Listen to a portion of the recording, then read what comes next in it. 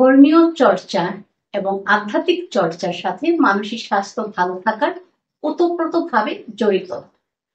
যারা ধর্মকর্ম করে তারা হৃদয় মনে প্রশান্তি লাভ করে, সে সাথে তারা সৃষ্টিকর্তার উপর অধিক আস্থা রাখে।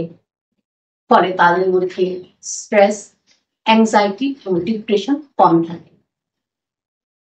আধ্যাত্মিক চর্চা যেমন ধর্মগ্রন্থ থেকে পাঠ, যেমন বাইবেল, কোরআন, গীতা, ত্রিপিটক থেকে পাঠ করে প্রতিফলন করলে এবং পাঠ নিয়ে ধ্যান করলে আমরা মানসিকভাবে ভালো থাকি। আমাদের যে ভুল ত্রুটিগুলো আছে সেগুলো ধর্মীয় আলোকে সংশোধন করে মনের প্রশান্তি লাভ করতে পারি।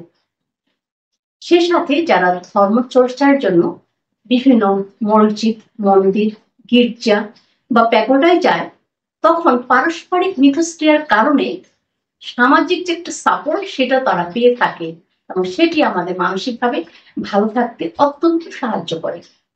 তাই আসুন আমরা ধর্মীয় চর্চা করি, আধ্যাত্মিক চর্চা করি, নিজেরা মানসিকভাবে ভালো থাকি এবং অন্যদেরকে ভালো রাখি।